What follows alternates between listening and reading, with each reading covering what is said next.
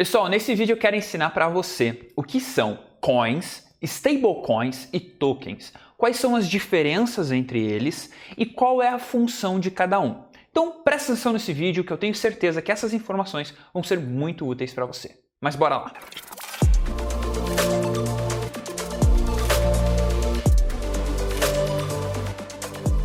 E antes de a gente continuar para o vídeo, se é a sua primeira vez aqui, não esquece de se inscrever no canal. E se você já está inscrito, não esquece de deixar seu like no final do vídeo e seus comentários. Mas vamos agora entender o que são as stablecoins, os tokens e as coins. Vamos começar pelas coins. A palavra coins, se nós formos traduzir ela, nós teríamos o significado de moeda. E quando a gente fala em moeda, a gente já pode até começar a entender e deduzir que as coins, as chamadas criptocoins ou criptomoedas, elas são utilizadas como moeda propriamente dito. Algumas características são muito importantes para que você possa definir algo como coin, como, por exemplo, ter a sua blockchain própria. Quando a gente fala no caso da Ethereum, ela é uma coin, apesar de ser utilizada para gastar as transações dentro da sua própria rede, ela pode ser considerada uma coin, porque ela possui uma blockchain própria. Quando a gente fala do Bitcoin, que é a primeira coin, vamos assim dizer, que existiu, ela existe uma blockchain própria, assim como algumas outras moedas também. E uma das características que é muito importante para ela ser considerada coin, uma moeda, é que ela deve ser utilizada mais para compras, mais para como um meio de pagamento. Não necessariamente ela tem que ser usada só como meio de pagamento, mas a sua principal função tem que ser substituir de fato a moeda e ser utilizado como uma moeda, como uma coin, ok? Então, a gente pode dizer que as coins, elas são projetos para que substituam a moeda em si, elas têm que ter uma blockchain própria e, tendo essas características, ela pode ser considerada uma coin. Também vale ressaltar aqui que a utilização dela como moeda não é algo que simplesmente eu disse que ela vai ser uma moeda e ela será. Tem que ter toda uma aceitação da comunidade, tem que ter um movimento por detrás. Então ela de fato ela tem que se provar no tempo como uma moeda. A gente tem o caso do Bitcoin que se provou, o Ethereum tem se provado, a Dash para transações mais rápidas, Litecoin. Então a gente pode considerar essas moedas como coins. E agora vamos entender o que são os tokens. Eu gravei um outro vídeo falando sobre a tokenização, explicando o que era o processo de transformar algo em token, mas aqui a gente vai falar de uma forma diferente, aqui a gente vai falar do token propriamente dito. Então o token, nós sabemos que ela é a representação de um ativo físico de uma forma digital. Então, se eu quero transformar alguma coisa de uma forma física em digital, eu faço o processo de tokenização e gero um token. Nós, por exemplo, temos a Ethereum, que ela é uma blockchain que permite a utilização de blockchain em dApps. dApps significa Decentralized Applications. Se a gente for traduzir, aplicações descentralizadas, ok? Ou aplicativos descentralizados. A Ethereum, ela tem a sua própria blockchain, ok? Ela é uma coin. Porém, você consegue criar projetos dentro da rede da Ethereum que são chamados tokens. E aqui já tem a primeira característica. Para algo ser considerado token, ela tem que rodar em uma blockchain já existente. Porque quando a gente fala em aplicativos ou aplicações descentralizadas, provavelmente você está querendo enxugar custos. Você não quer ter o trabalho de desenvolver um blockchain, nem de ter que tratar da segurança desse blockchain, a programação, encarece muito um projeto. Então a Ethereum, por exemplo, tem a NEO também, elas são projetos que facilitam, são blockchains que facilitam a aplicação descentralizada. E aí são os chamados tokens. Por exemplo, vamos supor um aplicativo descentralizado para jogos. Só que a única forma de você conseguir acessar esse aplicativo é através da utilização deste token chamado, sei lá, Game Token. Então é para isso que serve o token, é como se fosse um passe de entrada para esses aplicativos descentralizados. Então vamos supor aqui um aplicativo de música descentralizada, né? Então você teria que ter o Music Token para conseguir acessar e utilizar os serviços desse aplicativo. Tem muitos aplicativos de streaming, por exemplo, que você faz streaming de jogos e tudo mais e você ganha recompensas nestes tokens. E esses tokens, a maioria, se eu não me engano, 80 ou 90% de todos os aplicativos que nós temos hoje descentralizados, começou na rede Ethereum.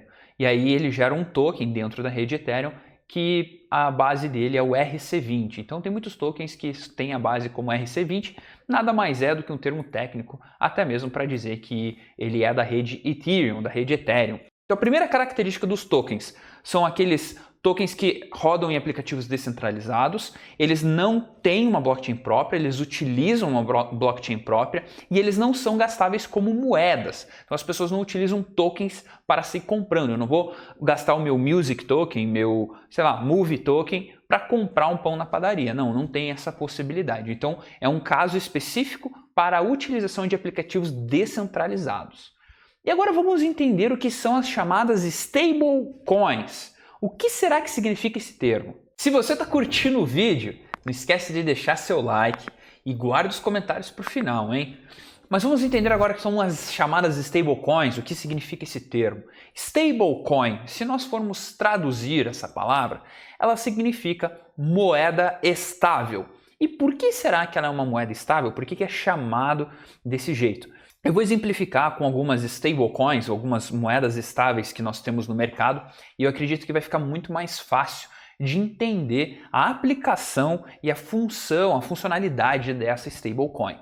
Nós temos hoje no mercado, se eu não me engano, 5 ou 6 stablecoins muito conhecidas, muito utilizáveis. A primeira delas é o Tether, depois nós temos a USDC, nós temos a TrueUSD, nós temos a Pax, nós temos algumas. A mais utilizada é a Tether, porque foi a primeira, inclusive.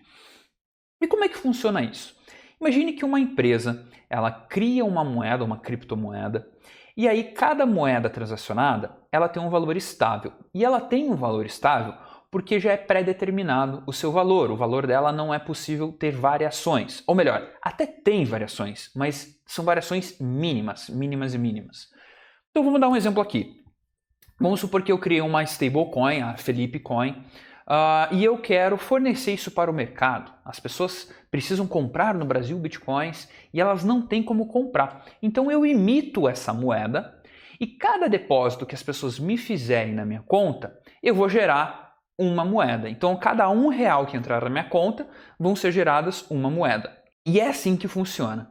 Basicamente, cada real que entra na conta da Tether, da USDC e de qualquer outra moeda, $1 no caso, né, elas são geradas moedas que são lastreadas nesse dinheiro que estão em conta.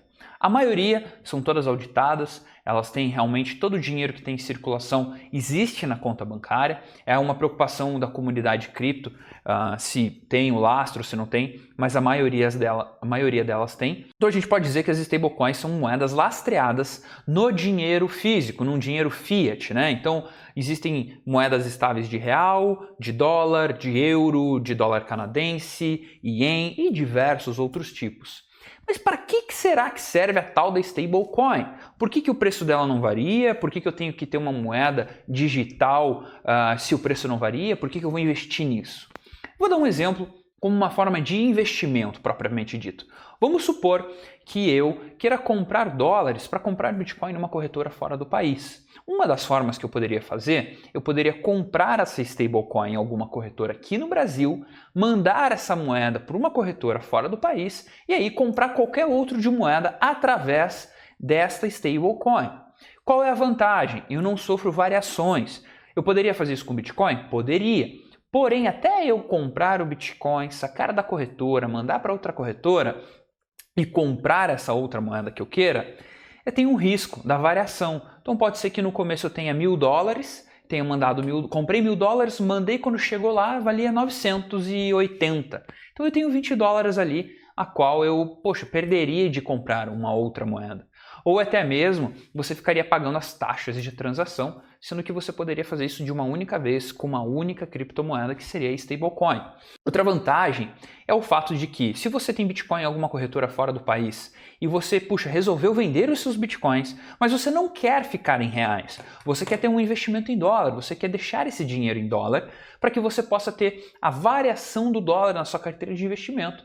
Você simplesmente venderia esses bitcoins em uma criptomoeda stablecoin, né? Então numa moeda pareada ao dólar, e esse dólar ficaria na corretora, ou você poderia sacar essa moeda, essa stablecoin, para uma carteira externa. E aí você teria ainda a segurança de estar guardando o seu próprio dinheiro e não confiando nas corretoras. Então aqui tem diversas formas de utilizar as stablecoins e diversos benefícios. Eu já falei aqui, sem fronteira, você pode se expor a uma outra moeda de forma muito mais simples do que comprar o dólar em papel ou o euro em papel, ou até mesmo em derivativos na bolsa de valores, enfim. Então é uma forma de você se expor a outros ativos. E por que existe essa diferença entre esses três termos? Para muitas pessoas que escutam sobre stablecoin, tokens e coins, criptomoedas, vamos assim dizer, elas acabam achando que são tudo iguais. Tudo bem que o token é uma forma de um criptoativo, né? É uma forma de algo criptografado em forma de moeda, porque você armazena numa mesma carteira, muito similar a um Bitcoin ou uma Ethereum.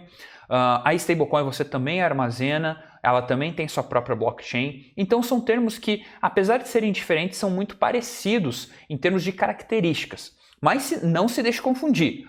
Tokens são representações de bens e de outras coisas de uma forma digital. O Bitcoin é uma forma de utilização de dinheiro, de moeda, de uma forma mais digital.